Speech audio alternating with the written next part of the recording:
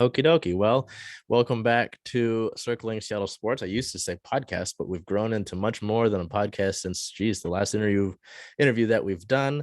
I am your host, as always, Charles Hammaker. I am joined here by Olivia Athens, former UCLA Bruin. As a Husky, I've got my reserves about that. But obviously, with our OL Ray now, spent some time with the U.S. Women's National Team U18 team. Well accomplished throughout your collegiate career, high school career. How have things been? I know before we started the record button, you and a bunch of your teammates were at the Storm game just yesterday. That was game 4 of the semis. And then you've got Chicago coming up here in a few days. I know it's been probably a long and hectic season with everything, especially as a rookie. How have you been? How has, I guess, the rest been for you this past week or so? Good. I think, our team's special because we have so many internationals. So it's always weird when we go through these international breaks. I feel like our numbers dwindle so much, which says a lot to our team and how, just like the great players we have in our team. But training's been good. I think we had a nice little week and a couple of days off. So honestly, we're getting ready to get back to these last 5 games and hopefully finish 3 points in all of them. So yeah, it's been good. And I'm sure, and we'll get to it, but just with how the club has added people throughout the season, lost some folks, obviously international, like you said, it's like, oh shoot, we'll get to it with that Portland start. International open the door. So anyway, before I get ahead of myself, we'll head back to the sort of the earlier years. It's always really interesting to me to see players that have spent time in a national team camp, wherever that was in their stages. How would you say rather, that your time with the US U18 national team helped your growth as a player? Maybe it was more of a learning experience. What did you take, from your time around that camp, the people there, just the overall experience? I think whenever you get into a US camp, it's kind of a accumulation of, all the best players in your age group. So it is cool to kind of see the players I played with and how they're doing now and how some of them are even on the full team, and just their careers in the NWSL, how well they're doing. But yeah, I think it really shows you the quality that you need to have if you want to be at the next level. And I've learned that even just being in my first year here at Reign, what that next level is. And, I'm surrounded by world-class players every day. So they let us know for sure. But yeah, no, it's just really cool to see all the players I've played with, how well they're doing, and, just what that level takes to get to. And then moving over to college here, this is really interesting to me because we look at your club now with the Reign. There's a couple Bruins there. Obviously Lauren Barnes, Marley Canales, and even on the club, just some Pac-12 stuff going on. As a Husky myself, I mean, the Pac-12 has had some great programs, in soccer, both men's and women's, up and down the board. What would you say about playing in the conference? I know, if we just look at that conference, some of the top, Stanford, right? Just that competition. Was that something, with college, was there ever thought to leave California, or was it kind of an obvious decision to stay in UC? Because from what I remember, you're from Stanford. So how did that sort of decision-making process go? And would you have changed anything about it, with the hindsight of it all? Well, initially I was actually committed to UNC Chapel Hill before UCLA. Yeah. I didn't even look at UCLA, to be honest. I kind of was in this, I want to get away. UNC had this notorious program, this dynasty for how many years? I think, everyone growing up wanted to be a Tar Heel. So yeah, I was kind of stuck on UNC. And then one of my coaches pulled me aside and was like, I think, just for your style and how you like to play, maybe let's look somewhere else. And then my best friend at the time just started her first year at UCLA. And so I went to visit her after a tournament in SoCal.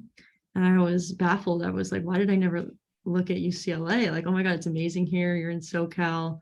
I kind of don't think I realized how far away North Carolina was from California. And I realized I didn't want that. And so, yeah, it happened so fast. And then going into my senior year, I was like, I want to go to UCLA. So rest is history. And I'm so glad I went. I wouldn't change a thing. I mean, if we just look down, I don't know. I know some players don't like me listing the accolades, but the 67 starts over your time there. I know there was an injury in there, unfortunately, but Mhm. able to still come back from that. All Pacific region honors, second team all Pac 12. I mean, it's, coming at this expense of my team, but still, I mean, just looking at the conference and seeing the success and the talent that comes out of it is just really incredible to me, just to kind of keep an eye on that. I know there's the whole idea of backing the pack. But just as a player, I'm always interested to see how that looks from your standpoint, where it's like, I believe I was talking to Jess Cowart, former UW player, and it was like, there's no easy team on that schedule when you're Yeah. playing in conference. It's just, It's there's kind of no, like the NWSL. well, yeah. Oh God. So it's Yeah. just interesting because I'm sure that makes you better, right? Because it's Yeah. like, I can't, I have to be on my A game all the time. And I'm sure you'd like to do that regardless, but it's Mhm. like, I'm sure extra maybe incentive or motive to do that.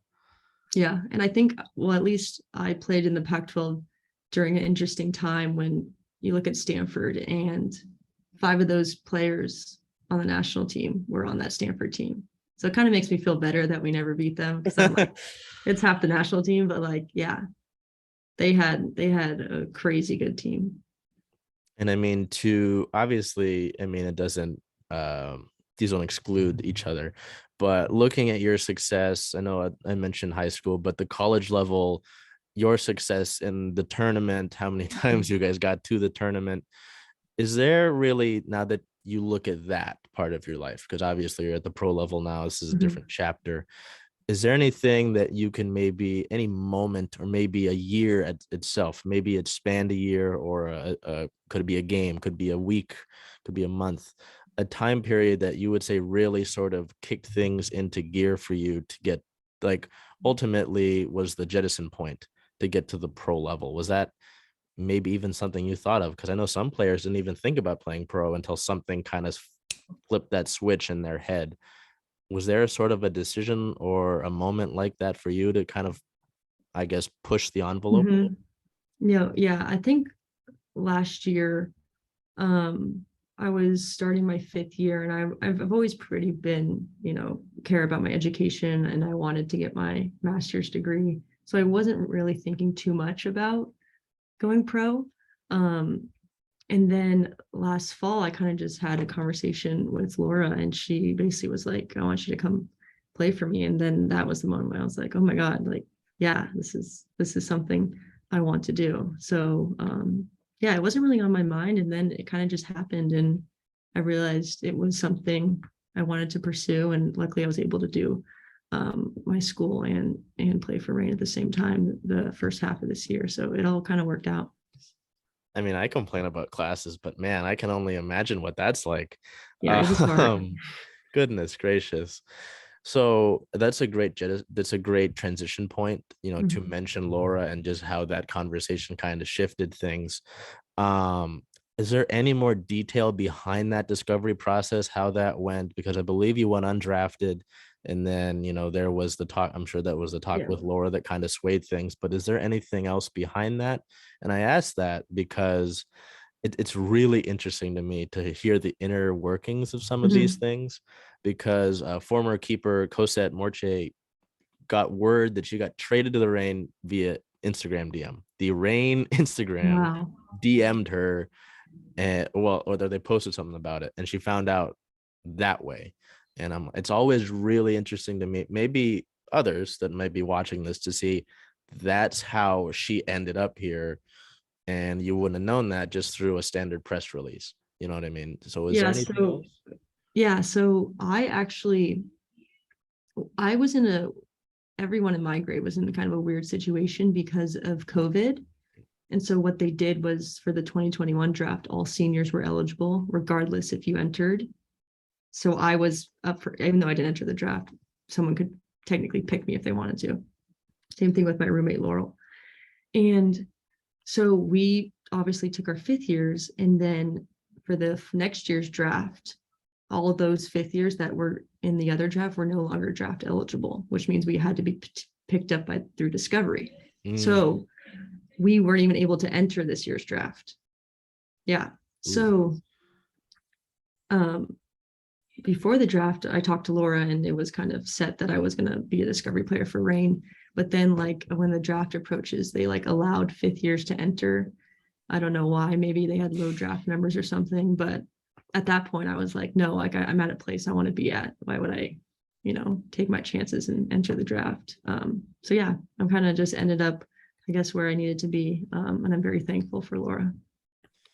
Yeah, I see that. I mean, that's really interesting to me because Yeah. I mean, the numbers are cool. I'm not as much of a numbers guy as I am a stories guy. So like stuff like this is always like, I mean, tell me more, man. Tell me what you got, because it's just really, it's really cool to hear the journey, and it's part of the reason why, big part of the reason why I do these things.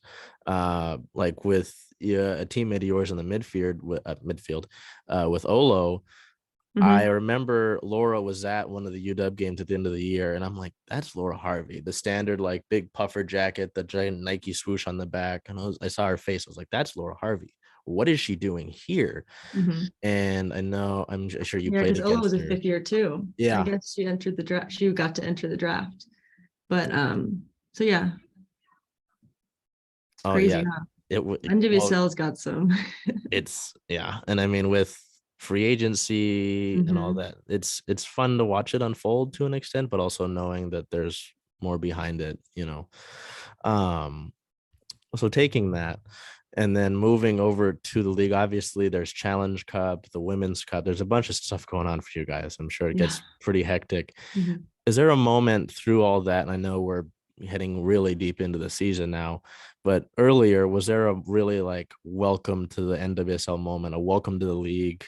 Maybe took a hit somewhere or met a player that you might have idolized, and it was kind of like, oh, I'm at this level, I'm at the professional level now, I'm really here. I mean, I think just in those first trainings when, you have Megan Rapinoe and Jess Fishlock and Rose Lavelle, and, these are players I grew up watching. And then you watch Pino strike a ball and you're like, holy crap, like she hits it really hard. So yeah, I think just like right off the bat, it was so surreal to be able to, not only play, but just talk and get to know these types of players. And you realize like they're just normal people too. And so it's been really cool getting to know them as people, but also learning from them on the field. It's been invaluable. Do you have moments like that still where it's like, holy crap? I mean, because you talk about Pino striking a ball, I think about the Orlando match, and that I think it was that assist to Bethany. I hadn't seen it. I looked away for a second, and all of a sudden, I get a text from another journalist of mine, like, did you see that? I'm like, oh crap, what I miss? And then you watch it on replay again and again and again. It's like, like, world do class. you still have that where it's like, holy crap, oh shoot, that's my teammate, I'm not watching it somewhere. Yeah. And also just like not even her ability to execute, but just like Pino's mentality of her like willing us to win that game, and like having that, I think just witnessing that is so valuable. And I'm so like thankful to be able to play with these kind of players and learn from them. And now, so with this, I know I teased Portland, but with the first career start here, I'm sure you might have had to talk about this a little bit, but what goes into that day? Did you find out a little bit beforehand? Because I know there were a few matches here and there where a player had to bow out like the night before, and then the morning someone finds out that they're starting. How did that day go for you? And was it more, were you kind of stunned that decision was being made, or were you just, hey, I put in the work, I am a professional for a reason, this is my time to just put it all out in the field? Yeah, I think the latter. I think we knew we were missing, key players, and then we kind of had a little COVID outbreak, so we were low on numbers. So yeah, I knew I was starting, and honestly, just wanted to go out there and do my best for the team, and try to. I know I couldn't fill the void of Rose Lavelle, but trying to, do the best I can, and it helps when you're playing next to Jess Fishlock and Kim Little. So yeah. it was a cool opportunity.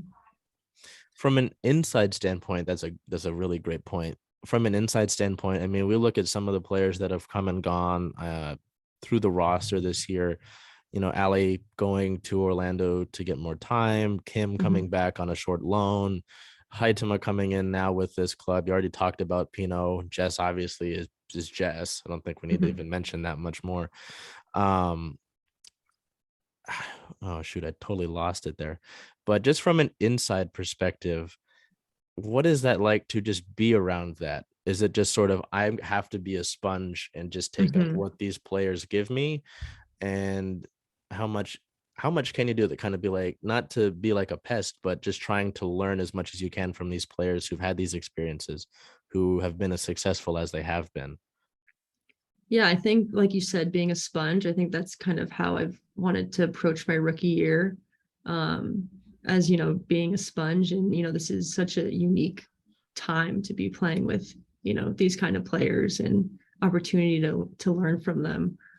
So yeah, just kind of like picking up like little details in each of their games and what makes them so great has been really cool. And I know we miss Kim, but I feel like even just in our 6 weeks, I learned a lot from watching her play and her game and the things that she does so well. So yeah, it's been really cool.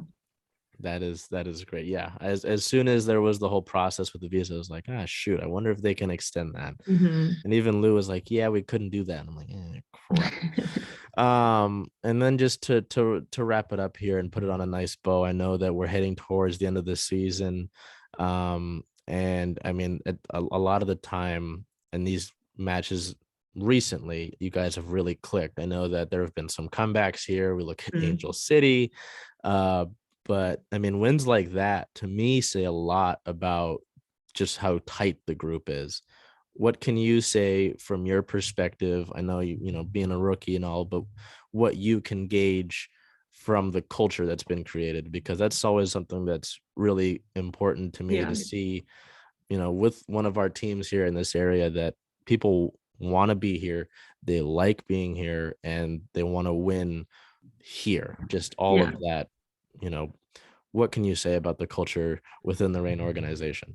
I think one of the things that makes us so unique is our expectation to win. I know everyone wants to win, but it's kind of like this basic foundation of, we're here to win. That's why we're all footballers. That's why we all chose to be here on Rain. So anything else is kind of, unacceptable. And I think it shows in our comebacks and this never say die mentality, whether it's, one person, picking up the slack or all of us together. I think it says a lot about the group, and hopefully we won't have as many comebacks going Knock on forward. wood for But you there. yeah, but if we have to, it shows like we're prepared. We've done it before. We've been here. We know regardless what happens, we have a chance of winning. So yeah. Well, taking that all into consideration, it's been really fun to not only watch, rookies like you, Olo, obviously. I mean, I wouldn't call Fallon a rookie, but getting as much starting time as she has, as well as the veteran side of things. I had someone leave comments on my stuff last year that Jess might be long in the tooth. Jess wins MVP. I'm like, you shouldn't have said that thing. Just watching this group come together, having as much fun, while riding the storm of having to play the Women's Cup while coming off of just a few regular season games right before.